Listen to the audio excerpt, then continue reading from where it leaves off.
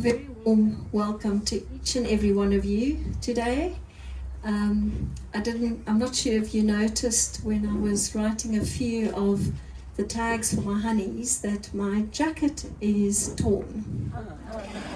And there's a bit of a story to it. It's also one of probably my most favorite jacket that I bought at a second-hand shop. And what the connection I want to share here with you is how important it is to keep things close to us that we love, and more so people that we love. And I am determined to continue to wear my torn jacket because it's a wonderful reminder to me how often perfection lies within imperfection. And I think today the world is absolutely obsessed with chasing perfection. Everything has to be perfect, just right. We plan our lives well in advance. It's an unbelievable fast-paced life, especially for our younger little ones. It breaks my heart to see, how the pace is just relentless and we're just all trying to keep up. But as garden lovers and as people that I'm sure are often immersed in nature, we know only too well that she is very much unpredictable. She is a healer, and she is a place where we can find calmness and really truly connect with ourselves and, sort of the history and things that are important to us. So I'd like to start with one of my absolute favorite authors, Mary Oliver.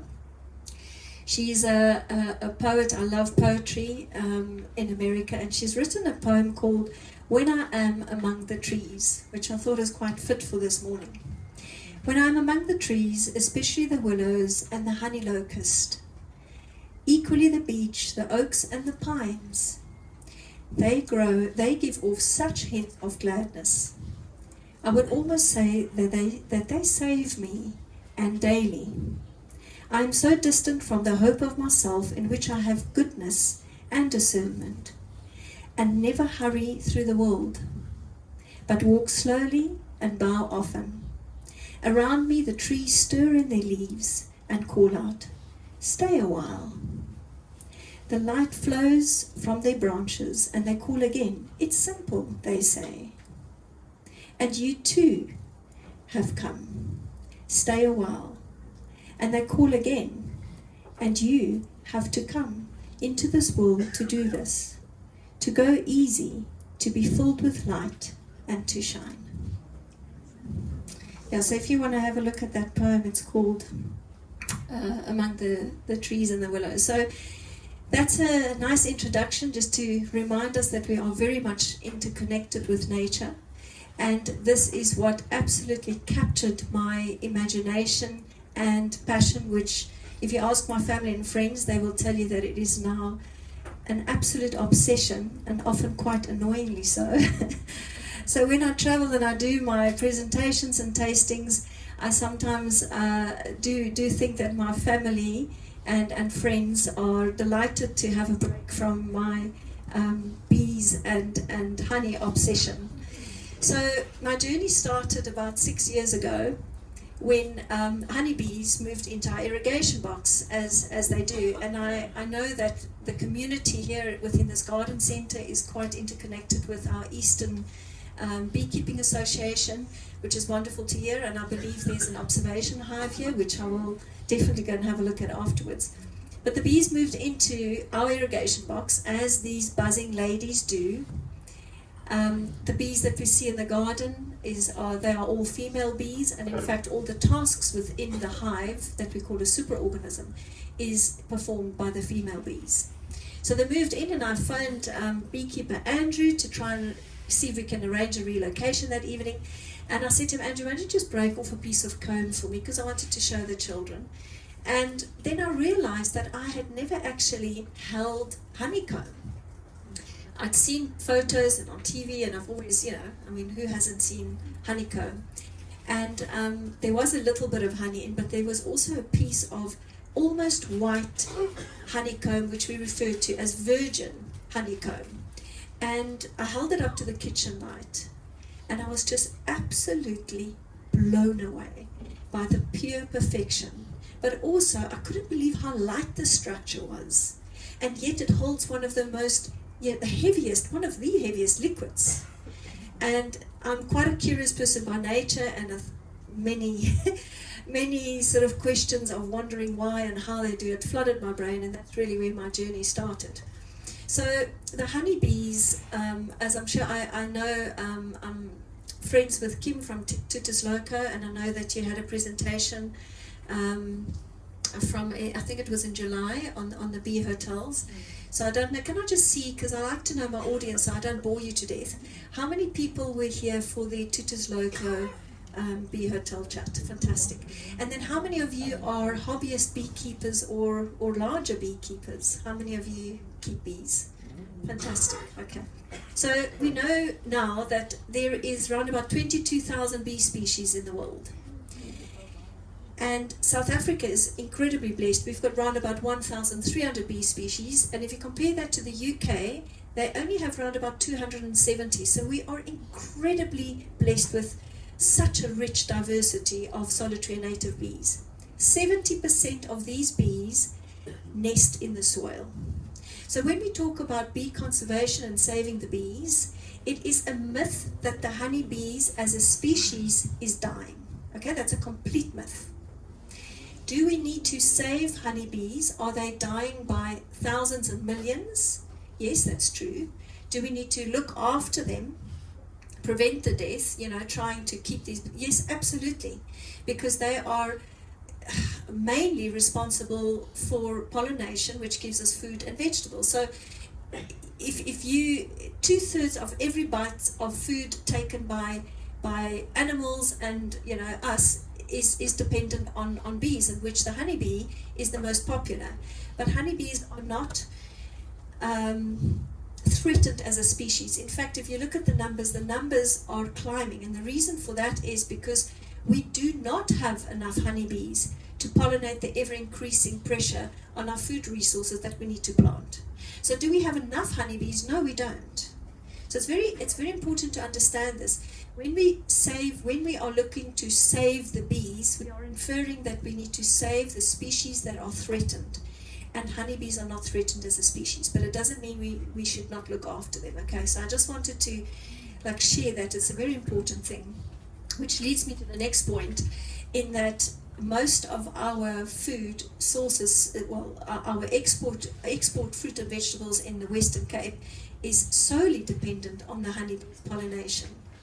And we've had a really tricky situation there, as many of you may know, that the Western Cape nearly reached zero, sort of percentage of water, massive water ski that they had a couple of years ago. And this led into a lot of the eucalyptus trees being cut off. So there's around about 900 species in Australia. Of course, they're not indigenous to South Africa. We've got about 200 species. And the reason why I like to raise this, and we also covered it in our book, is that currently we find ourselves in a situation that we really, really have got such shortage on foraging, not just for bees, but all our pollinators. And the Western Cape's, their main export GDP is really the export of fruit and veg. So traditionally the beekeepers, and I'm talking pollinator beekeepers that produce a service to our farmers, a very important service, would take their bees and put it into the orchards, canola or apples or pears, etc. The bees work for whatever and the weeks will differ. So it depends on which plants, or it depends on if it's citrus, etc.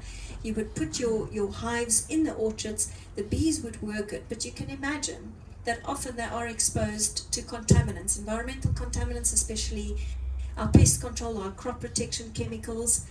This really, really can impact negatively on the health of the bees.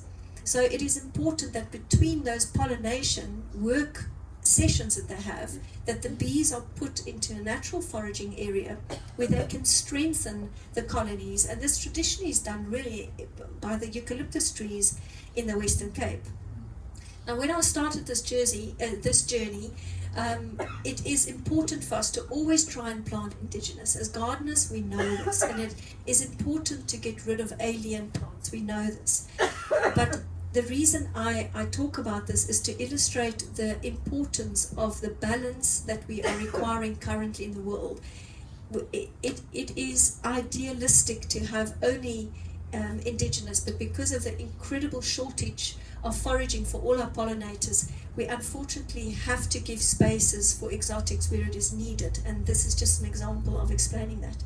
So anyway, Netbank and WWF and a few partners, SANBI, South African National Biodiversity Institution, put a little booklet together to explain and identify just a few of the eucalyptus trees. There's a list there that we are allowed to cut down under certain circumstances, because traditionally the beekeepers would put their hives in the eucalyptus trees, and the swarm will strengthen, and the nectar provides the carbohydrates that the bees bring in, and the pollen provides the protein. So the protein really is the building blocks from the pollen.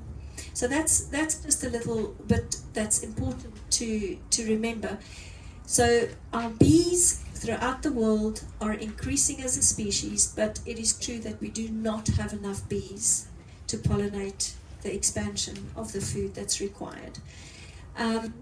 As urban beekeepers, I often, say to people would come to me and say, "Oh, I want to put up a hive," and the very first question I would ask you is why. Because this is very, very important. 9 out of 10 times the answer would be because I want to save the bees. And my response would be, then please rather plant for bees. You can imagine if you have thousands of cattle in a very, very tiny foraging area, or space for them to feed.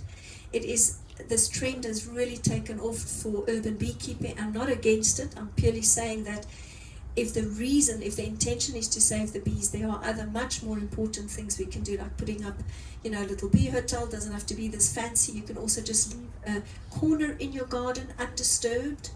And remember, as we go into spring, we're always quite keen to get into our gardens. Be mindful not to turn the soil too early, because a lot of those little solitary and native bees are nesting in the soil, and you can sort of upset or damage the little nests of the new bees that's about to be born. So there's a lot of hype about putting bees in urban gardens. A lot of corporates also throughout the world have jumped on the bandwagon. They've got apiaries on their roof. And the way I like to approach it, because my heart is really in conservation, is to first and foremost say, well, let's have a look and do an assessment of what we have for pollinators currently within that area, right? First and foremost, establish that there is enough foraging before we do that. If the person says, look, it is really because I want my own honey, then that's a different journey, right? Then I would go about the same process and say, well, let's see what we've got for the pollinators in your garden. Ideally, and this is very difficult to establish, you want to know how many other hives are in the area so we don't pollinate. A lot of the beekeepers that's been doing honey and artisanal honey for 20, 30 years will tell you that their production and honey have really declined dramatically. In South Africa, our consumption for honey is around about 5,300 tons of honey per annum. These figures are from about 18 months ago, so that, it's approximate. And we produce only around about 1,800 tons. So you can see what a big shortfall we have for honey, what we produce versus consumption. So there is a lot of honey imports into not only South Africa but throughout the world, and it is becoming really, really difficult to distinguish authentic, real honey against honeys that's been compromised. And there's a whole list of how honeys, unfortunately, are being compromised. The trick with honey is that it is such an unbelievably complex product, because it is, like we said in the introduction, it gives a snapshot of that botanical footprint. And it's a summation of the time and the place and even the soil. Even the minerals in the soil contribute to the color of honey. And the other thing is, every single harvest is unique. It's like a snowflake. So even if you've got your hive in the same spot, and you harvest honey from your hive every year in the same week or month, it will be different if you had to do a sugar analysis, an ash content, your HMF, your diastase, and all these technical tests that we do. You will see that there is a difference. So no two harvests are ever exactly the same. So there is a big trend, and that's why part of my message is that I share with people, please think twice before you put up a hive. And if you are putting up a hive, find a local beekeeper, an experienced beekeeper that can guide you through the process of how to keep bees and how to honey a harvest. And also what's really important is not to over-harvest. So I'm going to cover now how honey is made, and it's quite interesting, but I try and match the information that I give to the knowledge set. Have you ever had beekeepers talking about how honey is made? Okay, so we'll go in a bit of detail with that. So the honeybee is just absolutely extraordinary. She can fly between 8 and 10 kilometers radius from her hive. And we have discovered that she has actually, there's been cases where they've been recorded to fly even further. They very seldom have to, because often within that radius there is foraging for them, and water has to be within 1 kilometer. So the honeybee in the morning, she'll set off and she will go and find food for the day. And what is absolutely incredible is, I used to think they just follow one another, right? Hulle kry 'n blommetjie, and they all follow, and then that's the food source for the morning. They collect it and bring it back. But in fact, all these foraging bees fly out. They fly out at around about a 45-degree angle out of their hive or superorganism, and they will go and locate. They will go in different direction. They're foraging bees, and they will go and find food. Then they come back, and these chicks dance. And they do. Who's heard about the waggle dance? So the bees do a little waggle dance when they come back to the hive, and they communicate the location with uncanny accuracy by just doing a dance. They also share some of the pheromones from the antennae, and they also may share a few droplets of the nectar that they found. And how she does this is she will go into the hive, and on the backs of her sister bees, and if you've got time, if you haven't studied the observation hive, I'm not sure, it's got a window that you can open. It's a bit cold today, so the buzzing ladies may get a bit irritated because they keep the hive at a temperature, the brood, the babies, they keep it at a temperature around about 36.4 degrees, despite being cold-blooded. And I'll talk about how they create the heat. But anyway, they would do this waggle dance, and there is, let me just see in the book actually, there's a wonderful picture. So what they do is they would, in a figure of 8, they would do, here we go, it's a bietjie ver. This is my demo book, so please feel welcome afterwards to come and page through it. But if they will go and find the source, and in relation to the sun, she will then do a little waggle dance on the back of her sister bees. And it goes like this. They will go waggle, waggle, waggle, waggle. Imagine two beams next to one another. And then they will do a little circle, go back to the top, waggle, waggle, waggle, waggle, do a circle on the other side. And the distance of the waggle represents a centimeter of waggling, represents approximately a kilometer distance. Okay? Then the direction to which she does it, and it's dark inside the hive, the direction of this waggling is directly related to the sun. So that's just one little example of how incredibly smart and clever, but really this is the result of centuries of evolution. And I always say the reason we know so much about the honeybee is because we're quite a selfish race, right? She pollinates our food and we can get honey, and it benefits us as humans. Do you know that approximately only a fifth of all insects in the world have been named?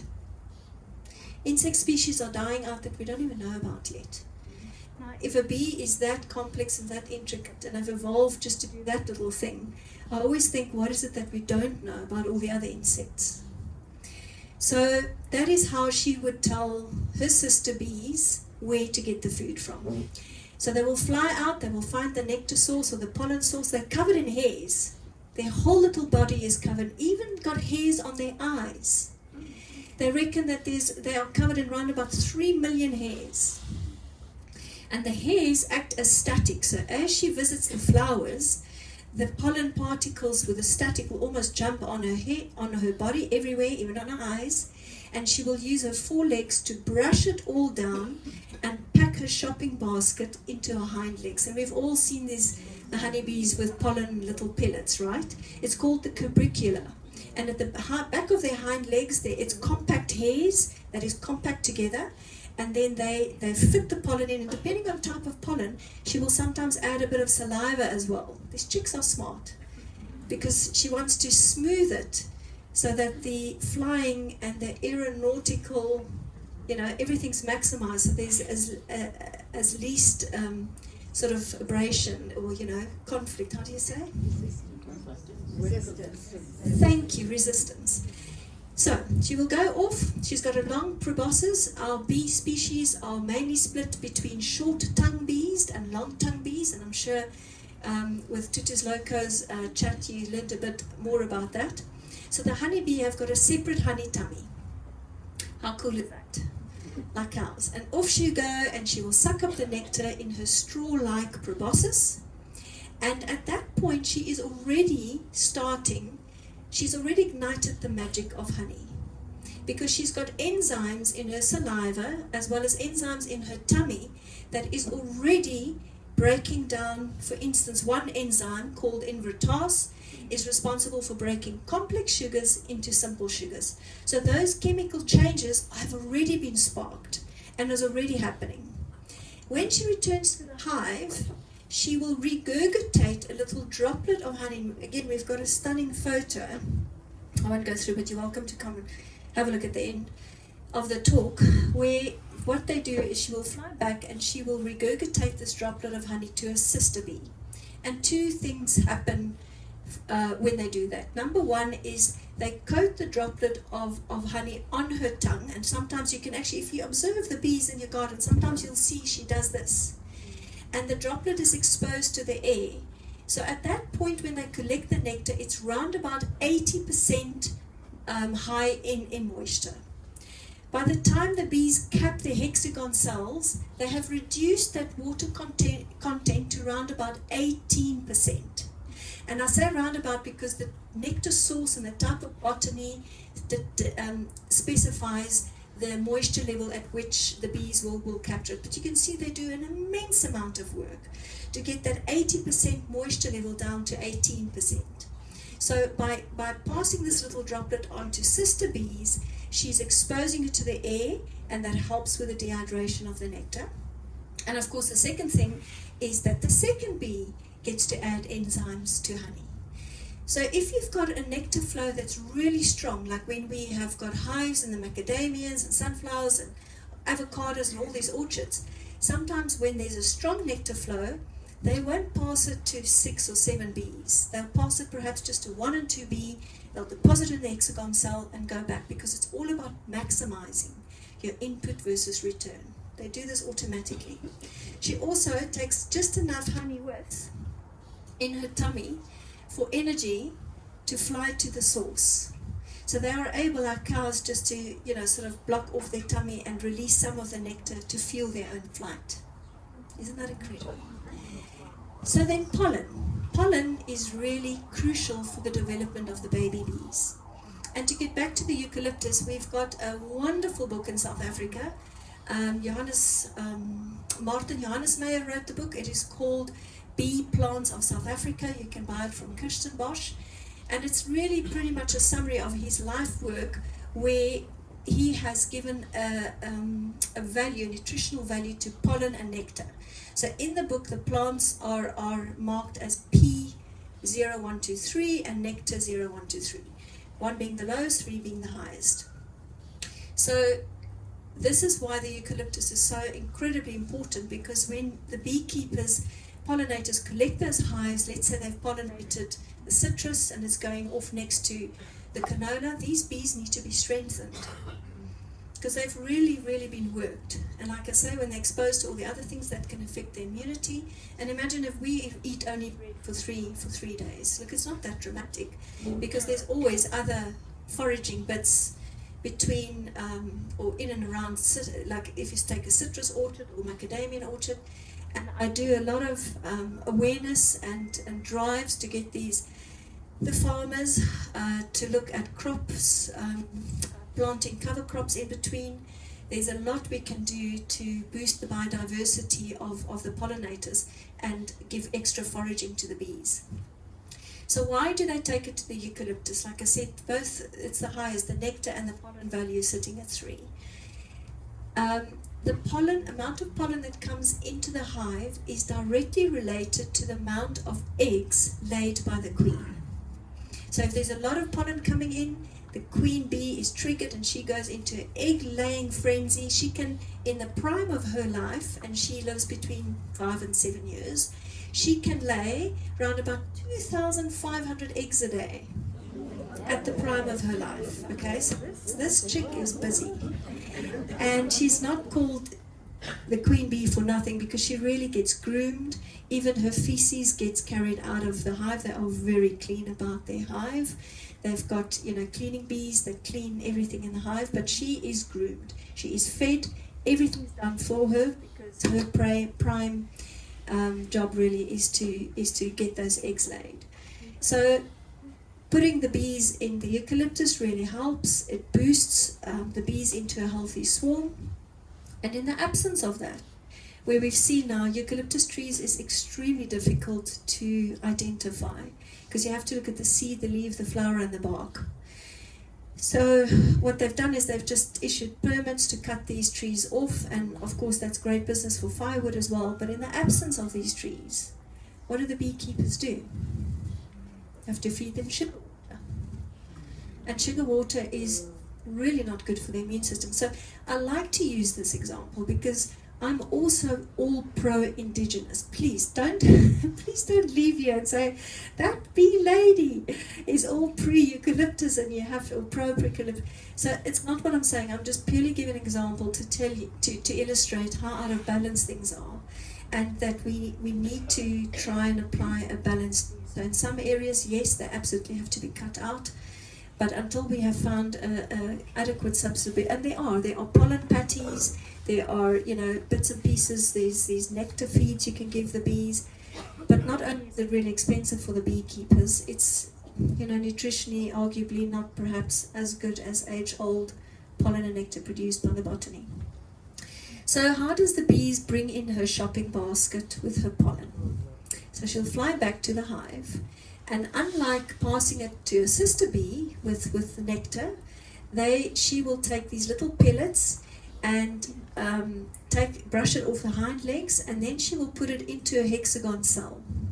Now, if you have a look at the bee's head straight on, it is uncanny how close to a hexagon shape her little head is. And she's evolved like this over millions of years, because what she does, she takes these pollen pellets, puts it in the hexagon cell, and then it's also mixed with a bit of saliva and sometimes a bit of honey, and she will use her head to compress these little pellets and press out all the air. But there's another magical thing that happens.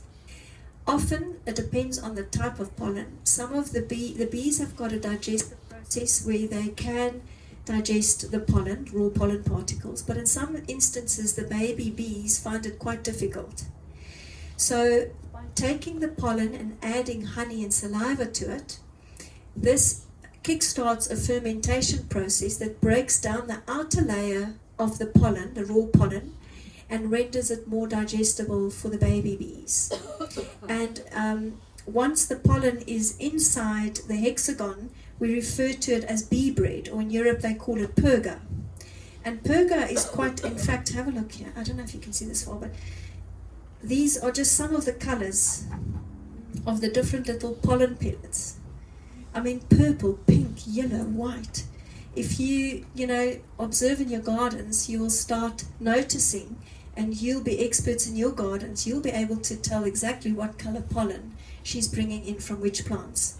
So this is a macro photo, and if you would have to have a look from close by, you will actually see the little layers of the pollen pellets. Sharon's done a fantastic job to capture that. on this page where my hand is, you'll see 2 different types of pollen pellets.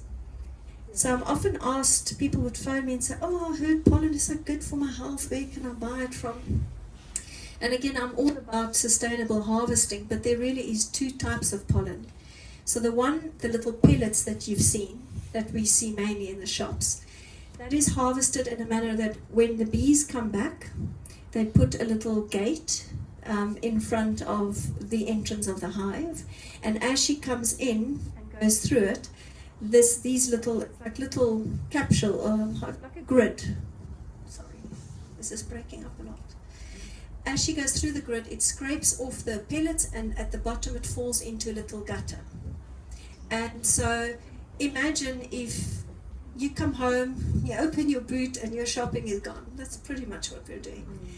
But again, there is value and there's a market for it, etc. So, the responsible beekeepers is really, you should only put the gate on just for a couple of hours per day, and perhaps when there's loads of pollen coming in, like from, a source that's rich in pollen.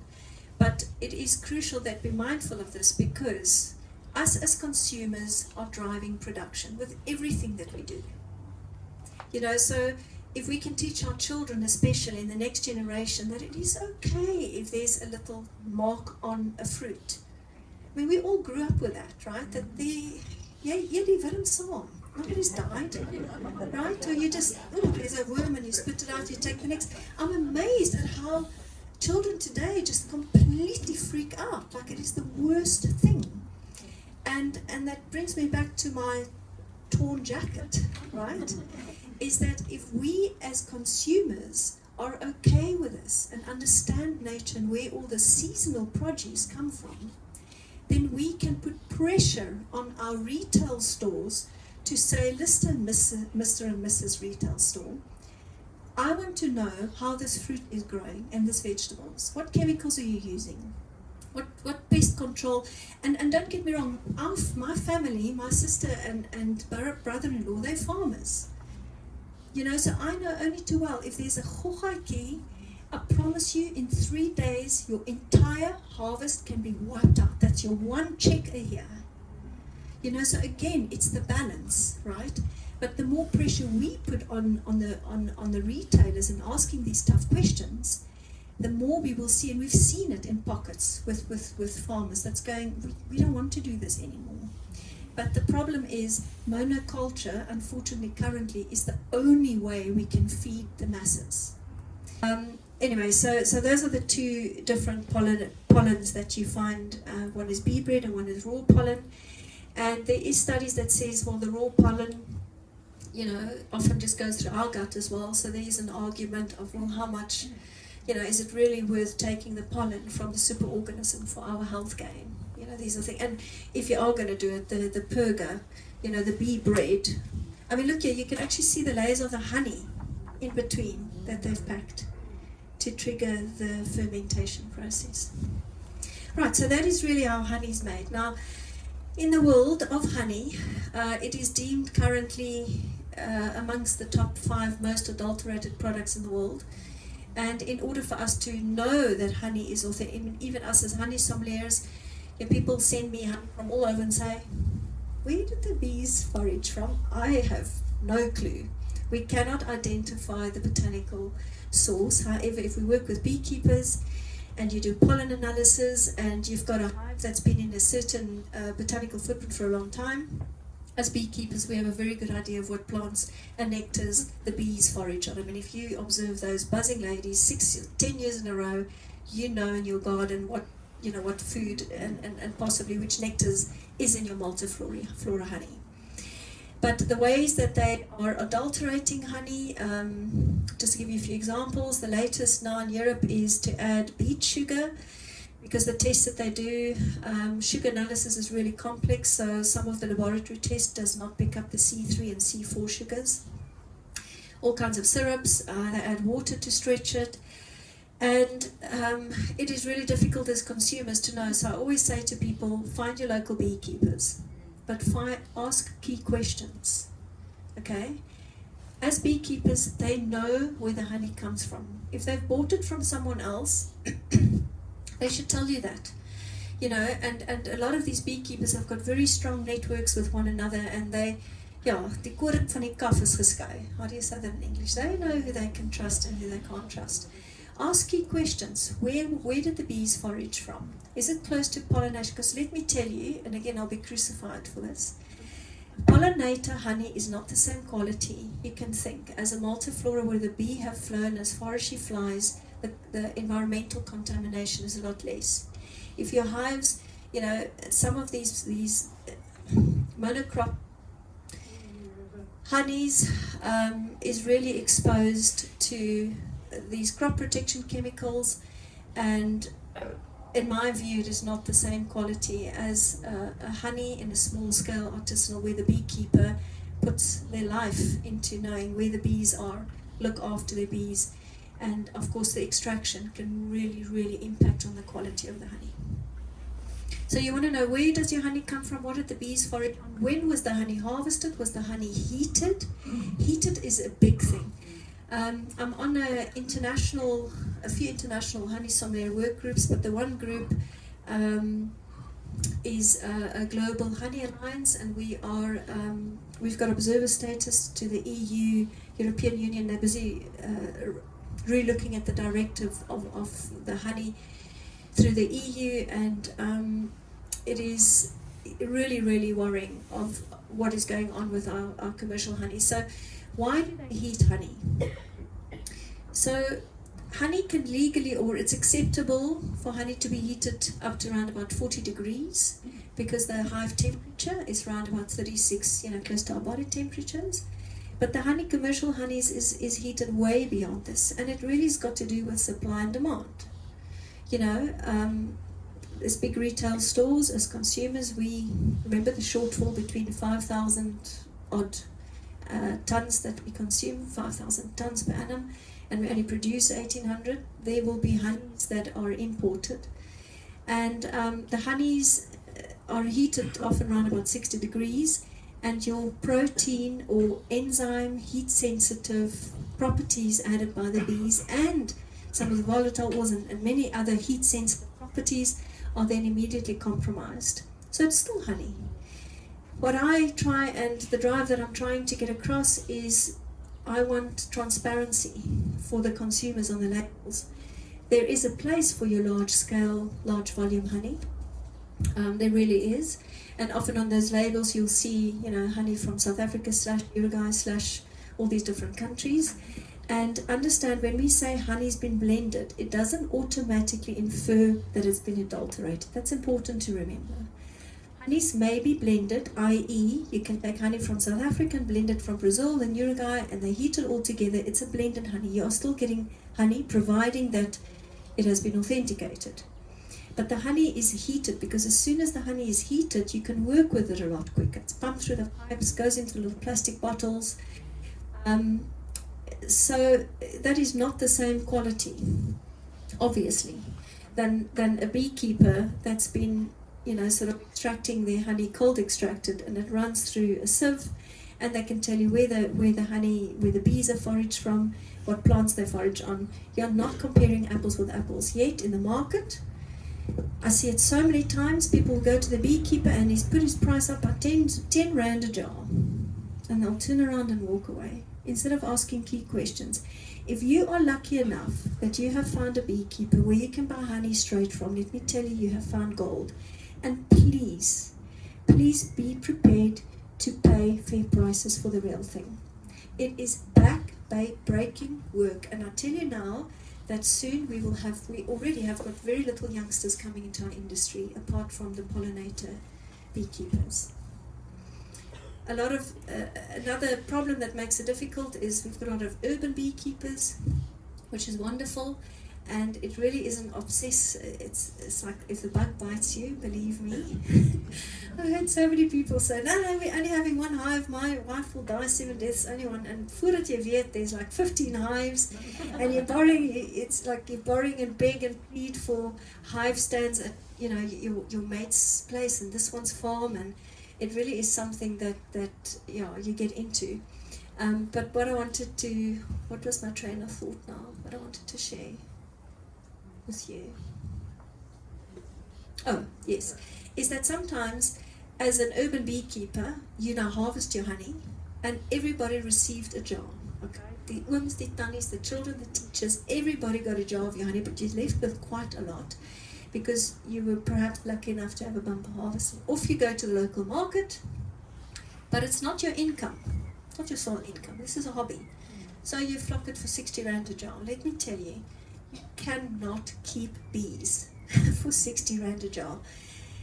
Do yourself a favor. The Eastern Beekeeping Association is quite nearby. You phone them up, ask to go and hang out. These guys love, and ladies love to show, go spend a day with them. See if you can borrow a suit. See what this is all about. How the beekeepers drive 3 hours sometimes to an apiary site just to go check on their bees. You know what petrol costs, right? And then ideally, a lot of these beekeepers, when they pull the frames, it's not fully capped yet. So we should only harvest when 60% or more of that frame is capped. If it's not capped, we must leave it for the bees. Let them continue their dehydration and their ripening process. But if you have not paid with your bucky 3 hours to drive, what are you going to do? You're going to harvest, right? So we see more and more of this where the lack of value perceived by the public drives irresponsible behavior. So it really starts with us. I mean, I tell everybody, people go, oh, she's mad in the head. 220 Rand a jar. If you go to Dis-Chem and we buy our vitamins, right, a long list, we believe everything on the label. Most of it is man-made. You get to the till, 3 grand, ka-ching! So we have to have it. Let me tell you, honey, if you get it raw from a beekeeper you trust and you know how it was extracted, this is medicinal. Disclaimer, I'm not a doctor. I prescribe it for relationships even. Having some conflict in your life, have a teaspoon of honey, I'll say. So, just understand the value. It takes 12 bees, their lifetime, to make 1 teaspoon of honey. Years ago, centuries ago, honey was deemed really sacred. In Egypt, the king would bestow an honor upon the beekeeper, and he would be called the sealer of honey. And in Egyptian times, they kept honey in like these, I didn't bring it today because it's a bit tricky to carry, but they used to store honey in these clay vats. You can Google it and have a look. And I did a honey tasting a couple of years ago at the Rupert Museum, and the whole idea, they've got a whole hall with Pierneef paintings, and Pierneef was commissioned to paint all these little train stations through South Africa right into Zimbabwe. And at every little train station is this hazy with the eucalyptus trees. And so the Pierneef hall, you can walk around and see all of this. And so I had an idea for the honey tastings. I collected honeys from all over South Africa, and we took flight that evening without moving from our seat. And I got Nailene Jewelers to commission a functional art piece where we found a South African glass blower to make the little vial based on the same shape as the Egyptian vials, and in there we put 1/12 of a teaspoon of honey, or 1 bee's life work. And we put it in a little case, and it was there, one of the art pieces. And it was so effective because when people see how little honey she makes in her lifetime, this is a product that we really need to honor. But unfortunately, as consumers, I share your frustration. Mens weet net nie meer nie. What is real honey? Honeys should. The other thing that I want to say is all honey will granulate. Okay, so it is the natural tendency for honey to granulate. Another the reason that they heat the honey to 60 degrees is it delays the natural granulation. If you hold your honey up in the sun and jy sien geen pollen nie, there's no pollen particles. In Italy, that's deemed, according to their definition of honey, that's not honey, because you've removed an integral part of the honey. So the honey is heated to really high temperatures, pushed through these sieves that's almost as fine as a coffee sieve, believe it or not. and on the other side comes an absolute pure, completely see-through product that takes a really long time to granulate. That couldn't be further from real honey's behavior. But like I say, there is a market for it, and there's also different price points for honey. That's important. So honey should come in different colors, different hues. You can see, I don't know if you can all see that. This was not photoshopped. And look at these colors. I mean, isn't that incredible? This is all real honey. Are they all different prices? Some of them are, yes, because to give you an idea, so one of the most sought after honeys from the honeys that I do is a Aloe Daviana. Een van die high-felt aloes. It's this, I don't know who knows, if you've seen little flowers, but it's a tiny, inconspicuous, sort of tiny little flower. And it's actually not, it's got a tubular shape, so the beekeeper, the little bees have to really wiggle and dig to get to the nectar source, but it produces the most amazing honey. So the honey is that top left. It's I call it sort of nature's condensed milk. It is a seasonal honey, and the honey granulates between 7 and 9 days. So the sugar composition in the honey will determine, along with other factors, the rate of granulation. So if a honey is quite high in glucose and lower in fructose, then honey tends to granulate a lot quicker. And the size of the crystals is often a lot smaller, and it sets a lot more evenly. If you have a look at orange blossom or citrus honey, it takes the citrus that I have from Moinoi. I only do, I beg your pardon, let me just have a glass of water, sip of water.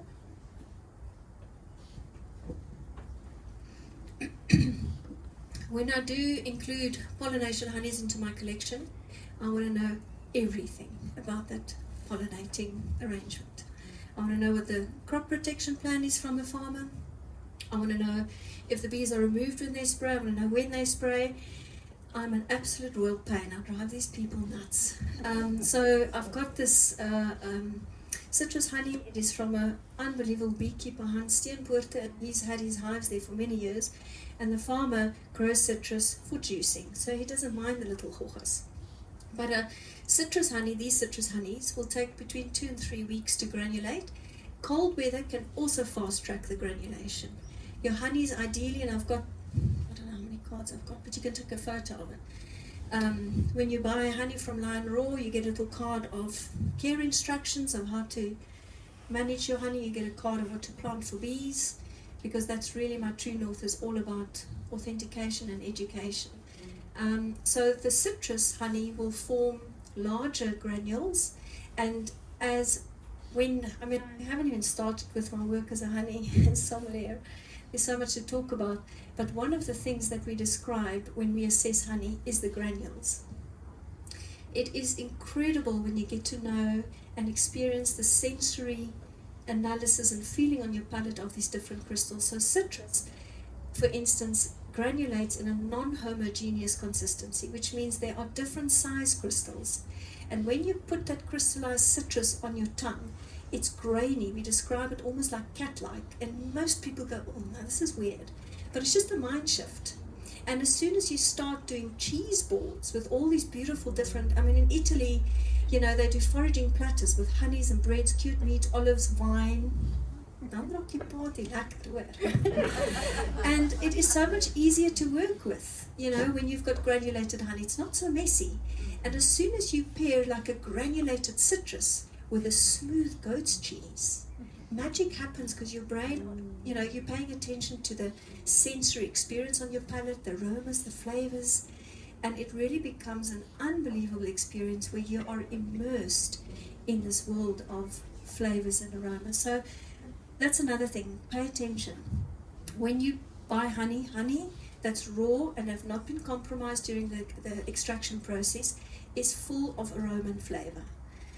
Some of the descriptors that we use during my honey tastings, each person would get one of these, a little, like a tasting wheel, like you have for wine and olive oil.